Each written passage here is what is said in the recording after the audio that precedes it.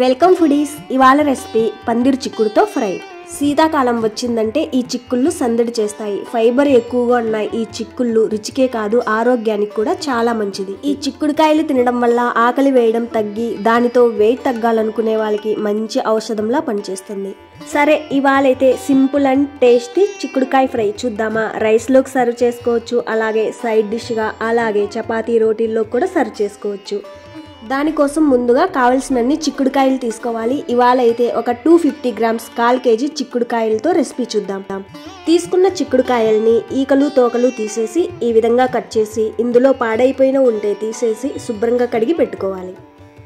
ఈ విధంగా కట్ చేసి శుభ్రంగా కడిగి పెట్టుకున్న ఈ చిక్కుళ్ళని ఇప్పుడు ఉడికించుకోవాలి.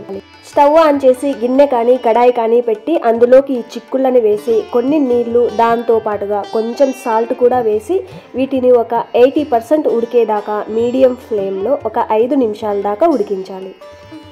ఈ చిక్కుళ్ళు ఉడికే లోపుగా చిన్న మసాలా ఒకటి రెడీ చేసుకుందాం.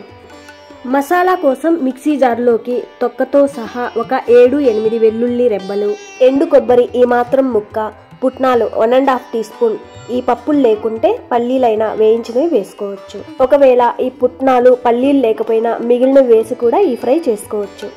వీటితో పాటు రుచికి సరిపడా సాల్ట్. ఆల్రెడీ చిక్కుళ్ళు ఉడికించేటప్పుడు సాల్ట్ వేసాం కాబట్టి ఇక్కడ సాల్ట్ చూసుకుని వేసుకోవాలి. ఫైనల్గా రుచికి సరిపడా కారం వేసి వీటిని మెత్తని పొడిలా గ్రైండ్ చేసుకోవాలి.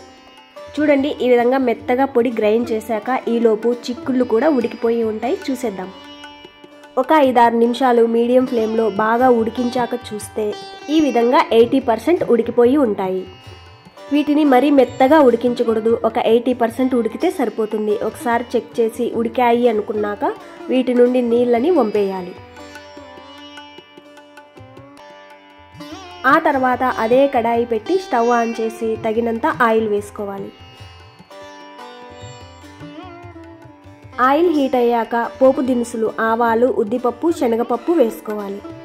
ఆవాలు మొత్తం చిట్పట్లాడి ఈ పప్పులు వేగాయి అనుకున్నాక ఫ్రెష్గా కరివేపాకు రెమ్మలు వేసుకోవాలి. ఆ తర్వాత ఇందులోకి ఇందాక ఉడికించి పెట్టుకున్న చిక్కుళ్ళు వేసుకోవాలి. చిక్కుళ్ళు వేశాక వీటిని ఎక్కువసేపు వేయించాల్సిన అవసరం లేదు, ఆల్రెడీ వేయించినవే కాబట్టి ఒక 2 నిమిషాలు వేయించుకుంటే సరిపోతుంది. ఒకవేళ ఈ చిక్కుళ్ళు ఇందాక ఉడికించినప్పుడు సరిగ్గా ఉడకలేదు అనిపిస్తే ఈ స్టేజ్లో మూత పెట్టి ఒక 2-3 నిమిషాలు ఉడికించుకోవచ్చు. చిక్కుళ్ళు వేసి ఒక 2-3 నిమిషాలు వేయించాక ఇందాక గ్రైండ్ చేసుకున్న పొడి వేసుకోవాలి. ఒకవేళ ఈ ఫ్రైలో మసాలా ఎక్కువ కావాలి అనుకుంటే గ్రైండ్ చేసిన పదార్థాలన్నీ ఇంకొంచెం కావాల్సినన్ని వేసుకొని గ్రైండ్ చేసుకోవచ్చు.